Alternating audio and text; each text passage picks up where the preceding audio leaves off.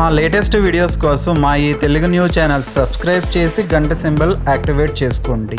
2024 ఉగాది తర్వాత బంగారం ధర గురించి బ్రహ్మంగారు కాలజ్ఞానంలో చెప్పిన షాకింగ్ విషయాలు ఇవే. ఇప్పటి బంగారం ధర గురించి బ్రహ్మంగారు ఎప్పుడో అంచనా వేసేశారు. 2024 ఉగాది తర్వాత బంగారం ధర ఎంత ఉంటుందో తెలిస్తే ఖచ్చితంగా ఎవరైనా సరే ఆశ్చర్యపోతారు. కొన్ని ఏళ్ల క్రితమే 2024 ఉగాది తర్వాత బ్రహ్మంగారు బంగారం రేటు ఎంత ఉంటుంది అనే విషయాన్ని కాలజ్ఞానంలో వీర బ్రహ్మేంద్ర స్వామి వారు పొందుపరిచారు. మరి కాలజ్ఞానంలో బంగారం గురించి బ్రహ్మంగారు ఏం చెప్పారు అనే విషయాన్ని ఇప్పుడు మనం ఈ వీడియోలో వివరంగా తెలుసుకుందాం. ఫ్రెండ్స్, ఆ వివరాలు తెలుసుకునే ముందు మీకు మా రిక్వెస్ట్ ఏమిటి అంటే ఈ వీడియోను ఎక్కడా స్కిప్ చేయకుండా పూర్తిగా చూడండి. అప్పుడే మేము చెప్పేది మీకు అర్థమవుతుంది. ఫ్యూచర్ని ఊహించి చెప్పిన వారు చాలామంది ఉన్నారు. బాబా వంగ భవిష్యవాణి ఇప్పుడు పాపులర్ అయ్యింది. అలాగే నోస్ట్రాడామస్ అనే శాస్త్రవేత్త కూడా ఫ్యూచర్ని ఊహించి చెప్పారు. కానీ వీరందరిలో బ్రహ్మంగారి భవిష్యవాణి చాలా పాపులర్. ఎందుకంటే బ్రహ్మంగారు చెప్పినవి చాలా జరిగాయి, జరుగుతున్నాయి, ఫ్యూచర్లో కూడా జరుగుతాయి. బ్రహ్మంగారు కాలజ్ఞానంలో వేల విషయాలను చెప్పారు. ఇప్పటికే వాటిల్లో కొన్ని నిజమయ్యాయి. సరస్వతీదేవిని దుకాణాలలో అమ్ముతారు అని బ్రహ్మంగారు చెప్పారు. అది నిజం అయిందనే చెప్పుకోవాలి. ఎందుకంటే ఈ కాలంలో చదువుకోవటం కంటే చదువును కొనటమే జరుగుతుంది. నిజంగానే విద్య అమ్మకపు వస్తువు అయ్యింది. కష్టపడి చదవకపోయినా ఉత్తీర్ణులు చేసే స్కూళ్ళు, కాలేజీలు ఉన్నాయి. అది వీలవ్వకుంటే తిన్నగా వెళ్ళి సర్టిఫికేట్లు కొనుక్కునే సౌకర్యాలు కూడా పుష్కలంగా ఉన్నట్లు ఎన్నోసార్లు వార్తలు వింటున్నాం. కనుక బ్రహ్మంగారు చెప్పినట్లు సరస్వతిని అమ్మేవాళ్ళు అమ్ముతూ ఉన్నారు, కొనేవాళ్ళు కొనుక్కుంటూ ఉన్నారు. ఉత్తర దేశంలో ఉత్తమ భేరి కోమటి మహాత్ముడై నిలుస్తాడు. ఆ కోమటిని ప్రపంచమంతా కీర్తిస్తారు అని బ్రహ్మంగారు కాలజ్ఞానంలో చెప్పారు. ఇది మహాత్మా గాంధీ గురించి చెప్పిన జ్యోతిష్యం అని మనం ఖచ్చితంగా నమ్మవచ్చు.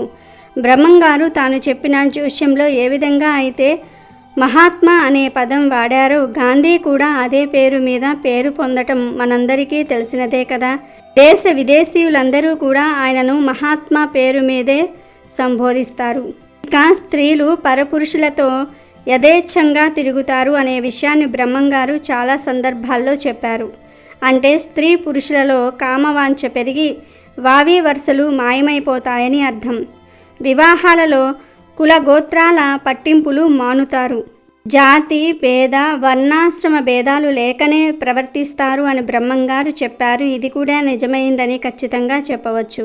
దొంగ స్వాములు పుట్టుకు రావటము, 6 ఏళ్ల పాప గర్భవతి అవ్వటము, ఆడవాళ్ళు మానం అమ్ముకోవటం, గాంధీ లాంటి మహాత్ముడు స్వాతంత్రం తీసుకురావటం, ఇలా కాలజ్ఞానంలో చెప్పినవి చాలా జరిగాయి. బ్రహ్మంగారు ఎప్పుడూ కూడా తనను తాను దేవునిగా కానీ దేవదూతగా కానీ ప్రకటించుకోలేదు. తనకు శిష్యులున్నారని కూడా ఆయన చెప్పలేదు. ఎప్పుడూ తన వద్దకు వచ్చే సామాన్య ప్రజల సందేహాలను తీర్చేందుకే ప్రయత్నించేవారు తప్ప తన గురించి తన శక్తి గురించి చెప్పుకోలేదు. తన మహిమలను కూడా ఎప్పుడూ ప్రదర్శించలేదు. అందుకు ఆయనకు ఆసక్తి ఉండేది కాదు. అందువల్ల బ్రహ్మంగారిని స్వామీజీగా ఎవరూ గుర్తించలేదు. ఇలా అనేకంటే బ్రహ్మంగారికి అలా చెప్పుకోవటం ఇష్టం లేదని అనుకోవచ్చు. ఆయనను ఒక జ్ఞానిగానే గుర్తించారు తప్ప హిందూ మతానికి సంబంధించిన గురువుగా ఎవ్వరూ గుర్తించలేదు. కాబట్టే ముస్లిం మతస్థులు కూడా ఆయన శిష్యులుగా ఉన్నారు. ఆయన మానవులందరినీ మతం దృష్టితో చూడలేదు. అందువల్లనే ఆయనకు అన్ని మతాల వారిలో గుర్తింపు వచ్చింది. బ్రహ్మంగారు కర్నూలు జిల్లాలోని బనగానపల్లె మండలంలో గరిమిరెడ్డి అచ్చమ్మ ఇంటిలో పశువుల కాపరిగా ఉంటూ రవ్వలకొండలో కాలజ్ఞానం వ్రాసారు. ఆవుల చుట్టూ గీత గీసి రవ్వలకొండలో కాలజ్ఞానం రచన గావించారు బ్రహ్మంగారు. రవ్వలకొండ బనగానపల్లెకు 1.5 కిలోమీటర్ల దూరంలో ఒక కొండపైన ఉన్నది. ఆ కొండ గుహలలో కూర్చుని బ్రహ్మంగారు కాలజ్ఞానం వ్రాసారు గనుక ఆ కొండలను బ్రహ్మంగారి కొండలు అని కూడా పిలుస్తూ ఉంటారు. ఈయన దేశాటన చేస్తూ కాలజ్ఞానం రాశారు. పశువుల కాపరిగా, వడ్రంగిగా కూడా బాధ్యతలను నిర్వర్తించారు. ఆయన భవిష్యత్తులో జరిగే అనేక సంఘటనలను, విషయాలను ముందుగానే దర్శించి వాటిని తాళపత్ర గ్రంథాలలో భద్రపరిచారు. ప్రస్తుతం జరుగుతున్న అనేక విషయాలు ఆయన కాలజ్ఞానంలో ఉన్నవే. తిలూరి వీర బ్రహ్మేంద్ర స్వామి కాలజ్ఞానాన్ని ఒకేసారి చెప్పలేదు. అనేక సందర్భాలలో వేరు వ్యక్తులకు తెలియజేశారు. బ్రహ్మంగారు చనిపోయే ముందు కందిమల్లాయపాలెంలో గరిమిరెడ్డి అచ్చమ్మగారి ఇంటి ఆవరణలో 14,000 కాలజ్ఞాన పత్రాలను పాత్రలో పాతిపెట్టి దాచారు. పైన ఒక చింత చెట్టును కూడా నాటారు. అది ఒక చిన్న గది వెడల్పు మాత్రమే కలిగి ఉంటుంది. ఆ గ్రామంలో ఏవైనా వ్యాధులు, మరేవైనా ప్రమాదాలు జరిగే ముందు సూచనగా ఆ చెట్టుకు ఉన్న మొత్తం పూత ఒక రాత్రికే రాలిపోయి జరగబోయే అశుభాన్ని సూచిస్తుంది. అలాగే ఈ చెట్టుకు కాచిన చింతకాయలు లోపల నల్లగా ఉండి తినడానికి పనికి రాకుండా ఉంటాయి. చెట్ల పక్క నుండి ఎర్రని రక్తము వంటి ద్రవము కారి గడ్డ కట్టి కుంకుమలా ఉంటుంది. దాన్ని అక్కడి ప్రజలు వ్యాధులు, ప్రమాదాల నివారణ కోసం స్వీకరిస్తారు. బనగానపల్లెంలో ఉన్న వృద్ధులందరూ కూడా ఆ చెట్టు గూర్చి చెప్పగలరు. ఆ చింత చెట్టుకు ఇప్పటికీ నిత్య దీపారాధన జరుగుతూనే ఉంటుంది. ఇది ఇలా ఉంటే 2024 ఉగాది తర్వాత జరిగే వాటి గురించి బ్రహ్మంగారి కాలజ్ఞానంలో ఏమని ఉందంటే, 2024 ఉగాది తర్వాత రోజుల్లో వెంకటేశ్వరుని సొమ్ము దొంగలు అపహరిస్తారు. తిరుపతి వెంకటేశ్వరుని గుళ్ళో మొసళ్ళు ప్రవేశించి 3 రోజులు పూజలు లేక తలుపులు మూసి ఉంచుతారు. గరుడ ధ్వజంలో ఓంకార నాదాలు పుడతాయి. తిరువల్లూరు వీరరాఘవ స్వామికి చెమటలు పడతాయి అని కాలజ్ఞానంలో ఉంది. ఆ బంగారం ధర విషయానికి వస్తే, బంగారం గురించి కాలజ్ఞానంలో బ్రహ్మంగారు ఇలా చెప్పారు. ముందు ముత్యమంత బంగారం కూడా దొరకదు అని బ్రహ్మంగారు చెప్పారు. 17వ శతాబ్దంలో బంగారాన్ని కుప్పలు కుప్పలుగా పోసి అమ్మేవారు. కానీ ఆ రోజుల్లోనే బ్రహ్మంగారు ముందు కొంచెం బంగారం కూడా దొరకకుండా పోతుందని చెప్పారంటే ఖచ్చితంగా ఆశ్చర్యపడవలసిన విషయమే. ఇప్పుడు బంగారం ధర దాదాపు 70,000కు చేరింది. బంగారానికి బాగా డిమాండ్ పెరిగింది. ప్రతిరోజు బంగారం ధర పెరుగుతూనే ఉంది, కానీ తగ్గటం లేదు. ఇలాగే కొనసాగితే బంగారం ధర 1,00,000 రూపాయలకు లేదా 1,00,000 రూపాయల కన్నా పెరిగినా ఆశ్చర్యపడవలసిన అవసరం లేదు. 1,00,000 రూపాయలు అయితే సామాన్యులు బంగారం కొనలేరు. ముత్యమంత బంగారం కూడా ఉండదు. అదే బ్రహ్మంగారు చెప్పారు. 2024 ఉగాది తర్వాత బంగారం ధర 1,00,000 రూపాయలకు చేరే అవకాశాలు ఉన్నాయని నిపుణులు చెప్తూ ఉన్నారు. అలాగే బియ్యం ధర విపరీతంగా పెరిగిపోతుంది. బియ్యం కొనలేని పేదవారు ఆకలితో చనిపోతారు. ఆకలి చావులు పెరిగిపోతాయని బ్రహ్మంగారి కాలజ్ఞానంలో చెప్పారు. ఇది 2024 నుండి 2030 మధ్యలో ఎప్పుడైనా సరే జరగవచ్చు. 2024 ఉగాది తర్వాత బ్రహ్మంగారి మఠానికి ఈశాన్య దిశలో ఒక మహిళ గర్భం దాలుస్తుంది. ఆ గర్భం పగిలి బిడ్డ పుడుతుంది. ఆ సమయంలో ఆకాశంలో మెరుపులు, ఉరుములు పడి అక్కడి ప్రజలు చనిపోతారని బ్రహ్మంగారు కాలజ్ఞానంలో చెప్పారు. అలాగే 2024 ఉగాది తర్వాత ఇండియాలో ఒక పెద్ద యుద్ధం జరుగుతుంది. ఢిల్లీలో బాంబుల వర్షం కురుస్తుంది. చాలామంది జనాలు చనిపోతారు. అదే సమయంలో నెల్లూరు జిల్లా మొత్తం నీటితో మునిగిపోతుంది అని. ఇది 2024, 2025 మధ్యలో ఎప్పుడైనా సరే జరగవచ్చునని బ్రహ్మంగారు చెప్పారు. అంతేకాదు 2024 ఉగాది తర్వాత కులమతాల వలన ప్రజలు కొట్టుకుని చస్తారని కాలజ్ఞానంలో ఉంది. పాపాత్ములు ఎక్కువ రోజులు జీవిస్తారని బ్రహ్మంగారు చెప్పారు.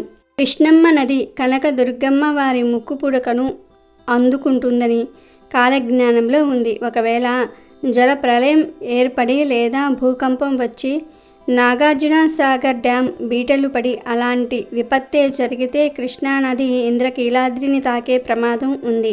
5,000 సంవత్సరాల తర్వాత కాశీలో గంగ కనిపించకుండా మాయమైపోతుంది అని బ్రహ్మంగారు చెప్పారు. దీనిపైన భిన్న వాదనలు ఉన్నాయి. 2024 ఉగాది తర్వాత చెన్నకేశవ స్వామి మహిమలు నాశనమైపోతాయి అని బ్రహ్మంగారు చెప్పారు. ఇంకా కృష్ణానది మధ్య ఒక బంగారు రథం పుడుతుంది. దాన్ని చూసిన వారికి ఆ కాంతి వల్ల కన్నులు కనబడవు, గుడ్డివారు అవుతారని ఉంది. అలాగే 2024 ఉగాది తర్వాత పర్వతానికి ఒక ముసలి వస్తుంది. అది 8 రోజులు ఉండి భ్రమరాంబ గుడిలో దూరి మేకపోతు వలె అరిచి మాయమైపోతుందని బ్రహ్మంగారు చెప్పారు. బెంగుళూరు కామాక్షమ్మ విగ్రహం నుంచి రక్తం కారుతుంది. 2024 ఉగాది తర్వాత వేప చెట్టు నుండి అమృతం కారుతుందని బ్రహ్మంగారు చెప్పారు. అలాగే శ్రీశైలానికి దక్షిణాన కొండల నుండి రాళ్లు దొర్లిన పడి జననష్టం జరుగుతుంది. పగిలిన రాతి ముక్కలు లేచి ఆకాశాన ఎగురుతాయని చెప్పారు. దేవీ శక్తి పీఠాలలో ఒకటైన శక్తిపీఠం అలంపూర్ జోగులాంబ, ఇది మహబూబ్ నగర్ జిల్లాలో ఉంది. అయితే 2024-2032 లోపు అమ్మవారి కంట నీరు, స్థానాల నుండి పాలు కారుతాయని చెప్పారు బ్రహ్మంగారు. కర్నూలు జిల్లాలో యాగంటి ప్రసిద్ధ పుణ్యక్షేత్రం ఉంది. అందులోని యాగంటి నందీశ్వరుడు అంతకంతకు పెరిగి రాళ్ళు మింగుతాడని చెప్పారు. అయితే నందీశ్వరుని చుట్టూ తిరిగేందుకు వందల సంవత్సరాల క్రితం స్థలం ఉండేదట. కానీ నందీశ్వరుడు పెరగటం వల్ల ఇప్పుడు స్థలం లేకుండా పోయింది. 20 సంవత్సరాలకు ఒక్కసారి విగ్రహం 1 అంగుళం పెరుగుతుందని పురావస్తు శాస్త్రవేత్తలు చెప్తూ ఉన్నారు. 2024 ఉగాది తర్వాత భారతదేశం అగ్రరాజ్యం అవుతుందట. 2028 నాటికి భారత్ ప్రపంచంలోనే అగ్రదేశంగా నిలుస్తుందని బ్రహ్మంగారు చెప్పారు. అదేవిధంగా 2024 ఉగాది తర్వాత రోజుల్లో ఆవు కడుపులో మనిషి జన్మిస్తుందని కూడా ఆయన తన కాలజ్ఞానంలో చెప్పారు. పంచాంగాలు పూర్తిగా గాడి తప్పుతాయని బ్రహ్మంగారు చెప్పారు. జనుల కడుపుల్లో మంటలు పుడతాయి, నోట్లో బొబ్బలు వస్తాయి, నెత్తురు కక్కుతూ రోగాల పాలయ్యి జనులు మరణిస్తారు. అలాగే పశువులు, క్రూర మృగాలు కూడా చస్తాయి అని బ్రహ్మంగారు కాలజ్ఞానంలో చెప్పారు. కృష్ణా, గోదావరి నదుల మధ్య ఆవులు గుంపులు గుంపులుగా గూడి చస్తాయని బ్రహ్మంగారు చెప్పారు. సూర్యమండలం నుంచి మాటల రూపంలో శబ్దం వినబడుతుంది. రాత్రింబవళ్ళు, గద్దలు గుంపులుగా కూడి అరుస్తూ ఉంటాయి. నీటి యందు చేపలు తాము చస్తామని తలచి బయటకు వస్తాయి. విచిత్రమైన ఈత చెట్టు ఒకటి పుట్టి రాత్రులు నిద్రపోతుంది, పగలు మళ్ళీ లేచి నిలబడుతుంది. ఇలా 8 సంవత్సరాలు జరిగిన తర్వాత ఆ చెట్టు నశిస్తుంది. ఇది మొదలు దేశంలో తీవ్రమైన కరువు ఏర్పడుతుంది. ప్రళయానికి సూచనగా ఆకాశం ఎర్రగా మారుతుంది. 6 మతాలు ఒక్కటవుతాయి. నిప్పులవాన కురుస్తుంది. చుక్కలు గుర్రాలను చంపుతాయి. ఆకాశం నుండి చుక్కలు రాలి పడతాయి. శ్రీశైల క్షేత్రాన కళ్ళు, చేపలు అమ్ముతారు. వైశ్య గృహాలు వెలుస్తాయి. అనేక రకాల వ్యాధులు ప్రబలుతాయి. ప్రభువు నశించిపోతాడు. శ్రీశైలాన పొగమంటలు పుడతాయి. ఇవన్నీ 2024లో లేదా ఆ తర్వాతి రోజుల్లో జరగబోయేవే.